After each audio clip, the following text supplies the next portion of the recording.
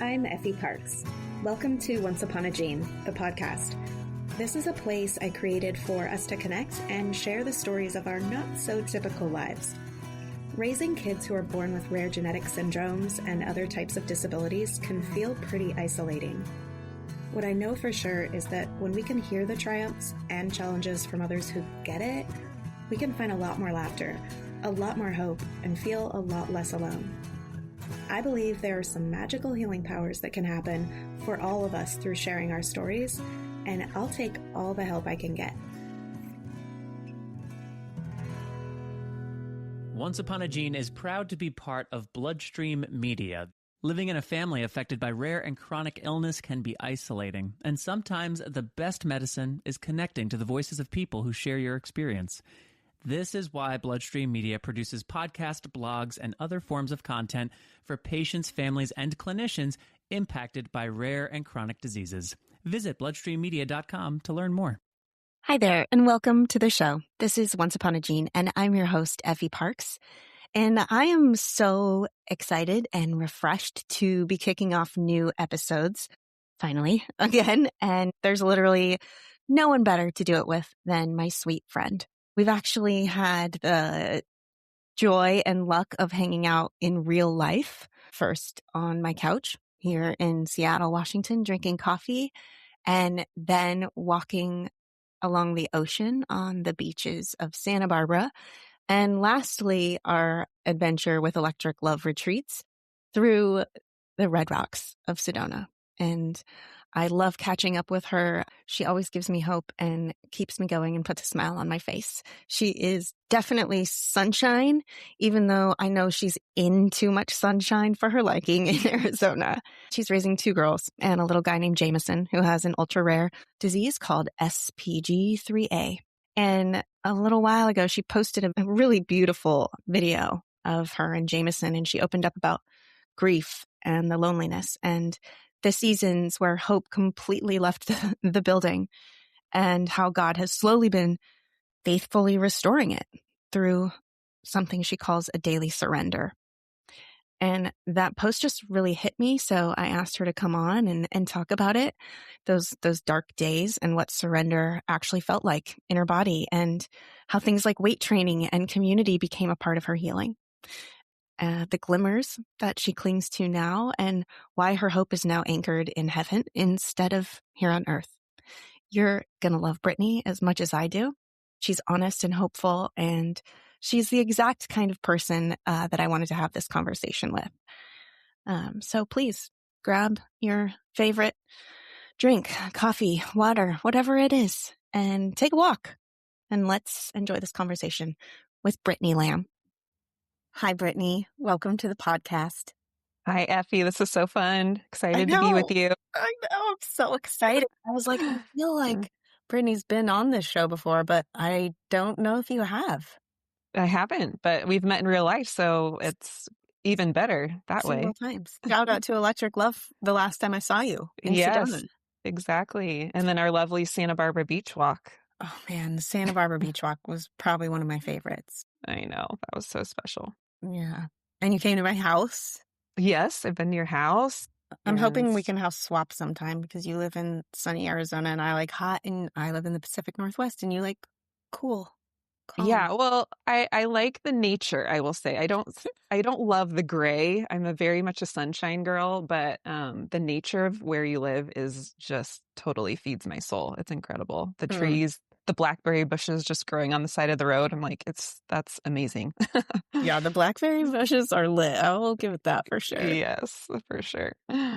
Okay. Well, I am really excited to talk to you today. One, I haven't been releasing episodes for a while for several reasons, but I'm ready to get it kicked back off with you and your beautiful soul. So it started from a post that you wrote the other day, and I am going to read it really quick, just so everyone knows what I'm talking about. And I'll also have it linked in the show notes to your Instagram. Love it. So you posted a video of your beautiful son, Jameson, and you said, the grief, the loneliness, the moments without hope, they were all so real. But God has been healing me, not overnight, but through daily steps of faithfulness.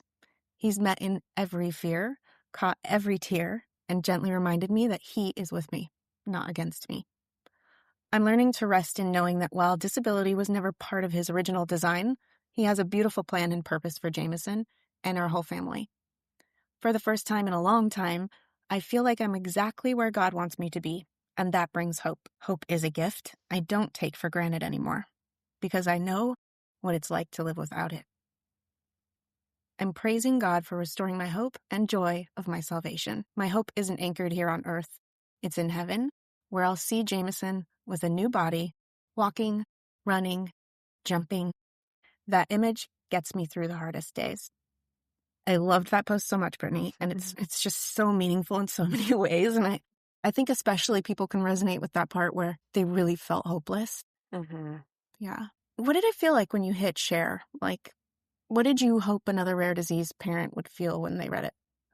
I think the more that I talk to special needs moms, the more I realize just the similar journeys we go through. Yes, it looks different for each of us, but we all go through that really hard, dark time when we get the diagnosis, right? And some just don't even quite get out of it or have a hard time getting out of it. And that's just been so hard to see. But I just hope to be someone that can bring joy and hope to the journey and realize that you can get through it and you can experience joy and see life in, just a deeper, happier way again after all that hard grief. But you do have to go through the hard grief too. I totally get that. Yeah. Can you take us back to one of those days that felt like the darkest, when hopelessness actually, like, what did it actually feel in your body or in your home? Yeah, I feel like for 6 months, I was just kind of in a state of depression, like just crying myself to sleep, waking up in the night crying, walking in a fog. I just felt like I was like gray. I just couldn't think straight. I look back and I have so much mom guilt for even I have two older daughters as well as my son Jameson, who has the diagnosis, and just feel like I wasn't present. I just felt like I was up, my head was up in the clouds, and that was not how I like to live. I love being intentional and being present. And so that was frustrating. I would say there was one definite day where I remember putting Jameson down for a nap, going in my room, and I just start bawling, like just felt like I was at the end of my rope. And I remember just praying like, God, you say your yoke is easy and your burden is light. I am not feeling that, but I need to. Like I need your help right now. And I feel like he told me the word surrender. And that literally changed everything when I could just be like, okay, I just need to surrender to you. Like, just give Jameson to you because I'm taking control right now. I feel like all of this, I'm trying to make all the decisions, find all the therapies, like get him fixed, right? Like, if I do all the right things, he'll walk someday. And I feel like in that moment, God really met me and told me, like, this isn't your responsibility to walk this alone. I am carrying Jameson through this. And you just need to surrender all this heavy burden over to me so that we can do this together. And that was, yeah, just a moment that really has changed the trajectory of this journey for me. And of course, there's still really hard days and times and triggers and all the things, but I don't feel alone in it anymore. Like I was carrying it all by myself. And that's just huge. Mm. Had you always been religious? Have you always been a Christian? Were you still super active when you were in your darkest time, or had you sort of separated from your faith, or how was that? I did grow up in a Christian home, but my short testimony is that in college is when I really experienced Jesus for myself and decided to make it my own relationship instead of just knowing the Bible stories and knowing God. Like I really wanted to have a relationship with him. And that's what really has changed for me in my, since my 20s on. I do feel like I've just gotten deeper and deeper with him. Have gone through grief before. I lost my dad very unexpectedly 7.5 years ago. And it did change my faith. There was a time that I felt like I couldn't pray. I couldn't read the Bible.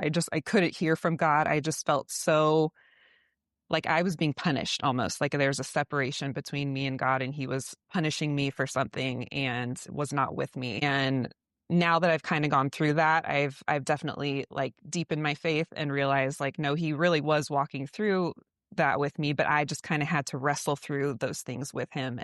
And that distance has really, now it's just brought me closer to him. And similarly, going through miscarriages and then through Jameson's diagnosis, there's like that initial darkness and separation because it's just, I don't know, maybe it's human nature that we just blame ourselves or look for the why behind something, right? Like, why would you choose this life for me and make things so much harder than I wanted them to be, right? I've, always obeyed you. I've always prayed, and you're just kind of like, I didn't deserve this, right? But I think what he has taught me through processing through this with him has just been, I am with you in this, and I have purpose in this, and I want you to share like the intimacy and the deepness that I have for you and all of these other parents and caregivers if we choose to walk this journey with him. Thank you. I really appreciate you telling me all that. I think it's probably a different podcast just because we have something else to talk about, but I have been meaning to have this conversation because I know that some parents have completely abandoned their faith because they're so angry and how could you? And then others have been brought toward it who maybe weren't or are brought back. And so it's an important conversation that I think a lot of parents would like to have. So maybe in the future you can meet that one with me. Yeah, for sure. Yeah. So you did say that, the healing wasn't obviously overnight, but through daily steps. What do those daily steps actually look like for you now? I think what I've learned is, we hear this all the time as a caregiver, put on your own oxygen mask before you help others. And I didn't do that at the beginning. I didn't realize how to take care of myself. And so I think the healing has really come from finding those things that really fill my soul, right? That make me feel like a human being and not just a caretaker or mom. And so something that I started doing, I guess it was about 6-8 months after the diagnosis, was I started doing weight training. And that has been a huge part of my healing journey, I would say, because I knew for the foreseeable future, I'm going to be carrying and transferring this child, right? And he's growing into a boy and then a man. He's only 4 right now, but he's just getting bigger every day. And that was my motivation. I was like, I need to get stronger so that I can be there for him in the foreseeable future. But I think what has been a surprising part of that is that the mental health aspect of that has totally and completely healed me in so many ways, because I can push myself, I can reach goals, I can accomplish something, right? I feel like in caregiving, there's just so little accomplishments that we make. We get through a day, we keep a kid alive. But when I can, increase my weight, I feel like, wow, I'm getting stronger, like visible results. That just feels so good for me. So that's been a huge part of my healing, and just the daily, like, okay, I'm going to commit to myself to go to the gym, 4 times a week. I'm going to eat healthy food. I'm going to make coffee dates with friends and find other caregivers and special needs moms that I can connect with, because that has just been so healing as well, to hear their stories and just be encouraged by them and relate to them in ways that you just can't with other people who aren't on the same journey. Yeah, I'm so with you. When I intentionally started like walking and lifting weights and doing yoga and being so mindful about what I consume in my body and consume online and who I spend time with, and actually like really taking time to have a hobby, whatever it is, like, right. It's the same thing. It was kind of like that surrender, that beautiful word that you used, which I feel like that's the perfect word. So thank you for giving it to me too. It completely transforms everything. And it's hard to imagine that simple things like that will change everyone in your house's life. And you can't tell people that who don't want to hear it. For sure. It's hard. It's hard to say, hey, this works, families, I promise. Like, even if it's one little thing, right? If it's one walk a day, if it's making sure that you just eat breakfast, right? Like, it can be the smallest little bit, but it's met with so much resistance, I feel like. And it makes me really sad. And then I also think that it's really easy to sort of grab on to like the hard and the, just without a better word, the negativity, I guess. Yeah, for sure. Because that sort of feeds you quicker. And it makes me sad because I feel like a lot of people don't even give it a chance because they want you to really understand that it's hard. Yeah, exactly. How do we help that? Like, I just really want to help everyone. And I just want them to know that, like, it can be the smallest thing, but you have to make a decision. You have to surrender. You do. You have to surrender your life and your kid's life and just realize, there's so much out of our control, right? We think we're in control and we're really not. And when we can just let it go, it's a relief. And then you can see those glimmers, right? I think you've talked about that, but just looking for those glimmers of hope and joy in your day and really clinging to those. I mean, I see them all the time, like the interactions between my girls and Jameson. And I just feel like I treasure those in my heart, like I just take the moment and I'm like, wow, like just seeing the way that my daughter just picked up a toy and is like playing with him and interacting with him and just loving him where he's at. It fills my soul. And like, I can kind of cling to those moments in the moments that are like, oh my gosh, he's screaming his head off and I can't figure out why. Or, the many things through the day that are really hard, or I'm carrying him and lifting him for the millionth time today. It's just so much work over and over again. I think you even posted something recently, like if you focus on the good and the glimmers and being thankful, that's what is going to grow in your heart and your minds rather than the negativity if you let it. But you really do have to let it. It's like everyone has to make that decision for themselves. Mm-hmm. I think I've said this before, but I was at this one point in my life many, many, many years ago, and something had happened and my whole life erupted and I was so incredibly angry. And I ordered Chinese food and I got a fortune cookie that had that quote, "Your energy flows where your attention goes." And I kept it and I put it on my fridge and I've had it ever since. Wow. And it was the thing at that point that made me go, yeah. And then the next day in my other cookie that I got, it said, "To be loved, be lovable." And both of those things together just made me go, duh, you are in control of you. You're in control of you. Yeah. And I feel like I had to relearn that, but I also had a little bit of a reservoir for when this happened that I just really had to tap into it. And it's hard and it takes a while and you can't sometimes, right? You have to go through that grief and you have to go through that absolute despair, right? Just naturally because we're human beings. But I think ultimately there's so much, joy and glory and a gift to be present with your family when you really prioritize your mindset and your body. Yeah, for sure.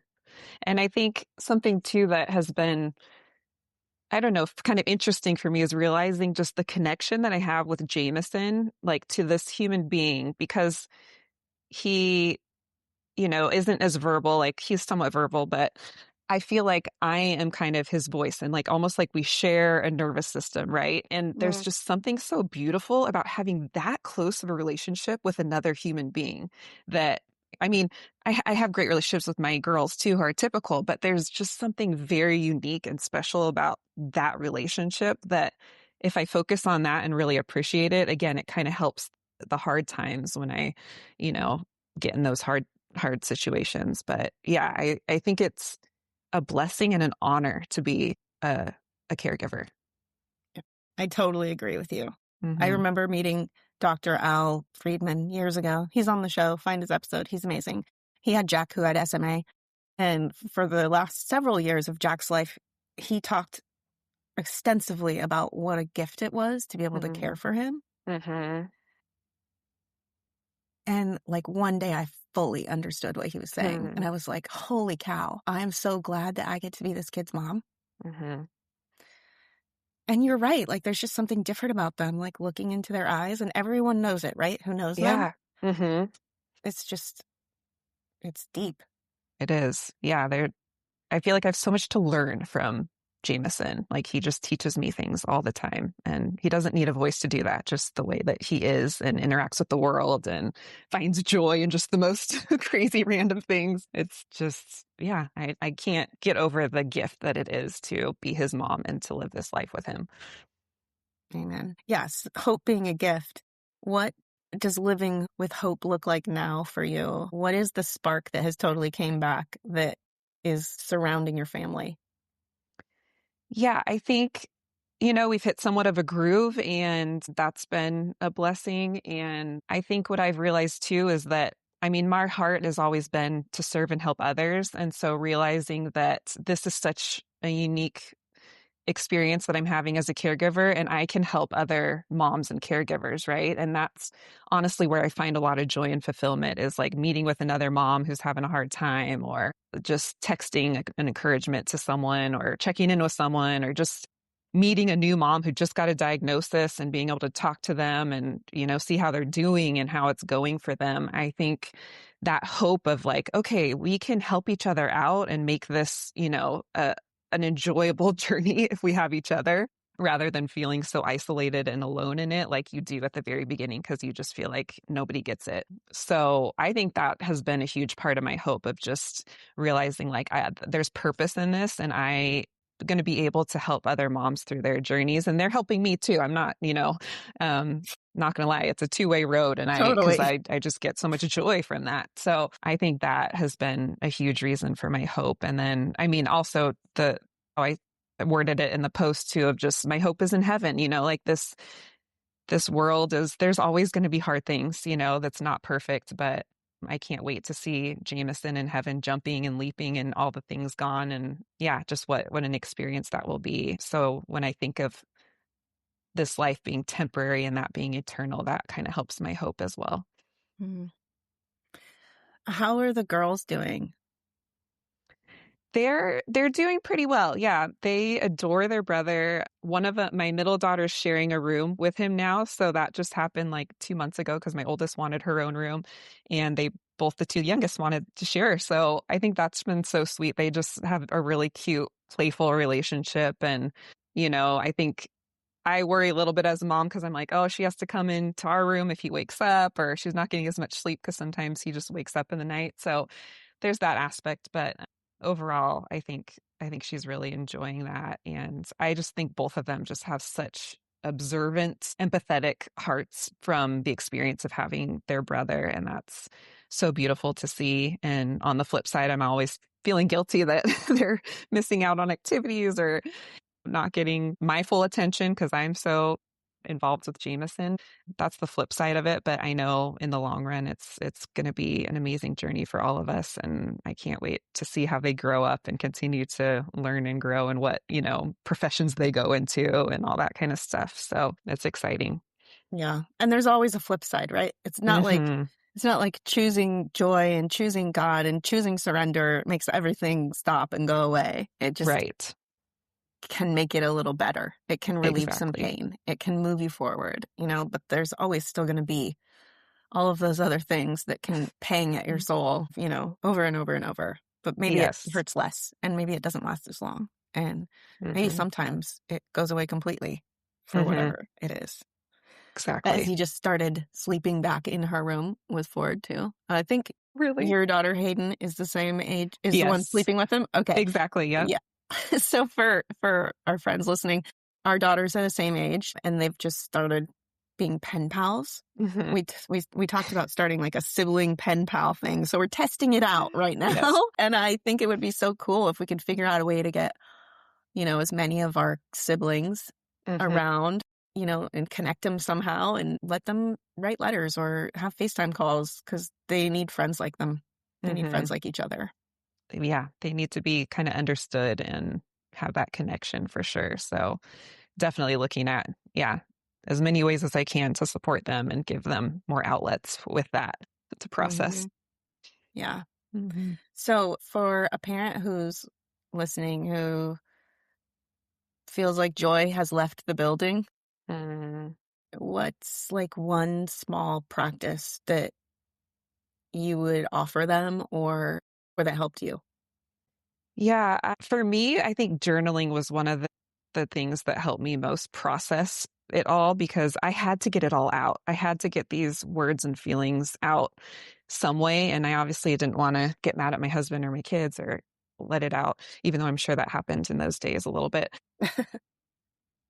But I think just, kind of writing out where you're at and really acknowledging it and letting yourself feel that, as hard as it is, you just kind of have to get through it. And then I think the other thing that helped me was, again, thinking about, okay, 5 years ago, 10 years ago, what was it that brought me joy? What was something I enjoyed doing that made me feel good about who I was? And for me, it's always been being active. I used to be a runner, but that kind of changed into weight training in the last couple of years. But that was something I was like, I just need to get more active again. That always makes me feel good and like I can make some goals and push through something. Another one would be find someone you can talk to. Like if it's another friend, even if they're not a special needs parent, just someone that you can really share what you're going through if you're more of a verbal processor, obviously. I think just getting outside of your mind that you're on your own and you're the only one is probably like the most, I don't know, dangerous place you could be. So trying to get outside of that and share that in whatever way that looks like for you, a therapist, a friend, a spouse, whatever it is, a sister or brother. I don't know. It can vary a lot per person, but yeah, I think that's the cycle of just getting yourself deeper and deeper into the pity party and the woe is me is really hard. So you need someone to take with you in that. Amen. My mom always says, remember who you are. And it's Mhm. such an important thing, I think, because as a parent, I hear as a parent of regular kids, you forget who you are and you're all Mhm. about your kids, but times 1,000 when you have a kid like ours, like you not only forget who you are, but you feel like you can never, ever reach that person ever again. You don't have time, you don't have the money, you don't have the bandwidth, whatever it is. And it's like completely disconnected from you. And I hear all Mhm. the time, like, I don't even remember anything about me. I don't remember who I Mhm. was. I don't have anything that I do anymore, like anymore. Like, Mhm. again, like even just like the hobby, like thinking about what you liked, like you said, like what used to lift me up, what used to make me happy. Was it knitting? Was it cooking? Was Mhm. it drawing? Was it working out? Was it music? And just think about taking a step to like do one of those things. Yes. 5 minutes a Yes. day, do one of the things that made you happy before. And maybe it evolved from running to lifting weights because now you have to Mhm. pick up a kid. But like think about giving yourself 5 minutes a day and nurture your soul. And yeah, Yes. obviously find your people. Mhm. You can't make it without them. Yes, exactly. Yeah, fully agree. That's huge. Man. Okay, last question then. What is one thing that you wish you could go back and tell earlier Brittni on the hardest day of Jameson's diagnosis? That is a really good question. I think I would tell her you were made for this. I think that would have given me a lot of encouragement because I felt like I wasn't made. I couldn't do it. I couldn't handle it. And now I've realized, yeah, this was meant to be all along. And I'm grateful and I'm a better person because of this journey. And I think I thought it was going to kill me at the beginning or that I was just never going to feel like a human again, you know? So, yeah. I love you so much. I appreciate you so much. I'm so grateful that you're my friend and that I found you along the way. Yes, me too. I feel like, I don't know, I feel like a lot of you is like things that I would like the best to be in me. I really, really respect you. Thanks, Effie. I really respect you. I just love what you do to bring this community together. I mean, you were one of my first contacts, to be honest. Like, I think you replied on the post that I did about Jameson's diagnosis when he first got it. And I was like, what? This podcaster is like noticing me and like making a comment. I was like, oh my gosh. And then listening to your podcast when I didn't have anyone, right? Like when I hadn't connected yet with any moms in the rare disease world was like such a gift and just felt like, okay, there are other people, even if they're not right here next to me. Yeah, those episodes truly were such a blessing to me and really got me through hard times too. So yeah, I really appreciate you. And I'm so glad we're friends in real life. And hopefully we'll make it to Washington this summer and get to see you in person soon. Yes, yes, yes. God works in mysterious ways, and He we have to does. figure that out. He definitely does. Oh man. Okay. Well, thanks, Brittni. I think that so many people are gonna resonate with your wisdom and be inspired by you, or if anything, maybe get a little bit of comfort. So thank you so much for taking the time to talk to me about it. Of And course. Jameson is so cute. Make sure to go follow Brittni. I'll have the links in the show notes. He's just the happiest, beautifulest, most brightest little kid. He's a sweetheart for sure. Well, thanks so much, Effie. Love you. Love you. I hope you've been enjoying this podcast. If you like what you hear, please share this show with your people, and please make sure to rate and review it on iTunes or wherever you get your podcasts. You can also head over to Instagram, Facebook, and Twitter to connect with me and stay updated on the show. If you're interested in sharing your story, or if you have anything you would like to contribute, please submit it to my website at effieparks.com. Thank you so much for listening to the show and for supporting me along the way. I appreciate y'all so much. I don't know what kind of day you're having, but if you need a little pick-me-up, Ford's got you.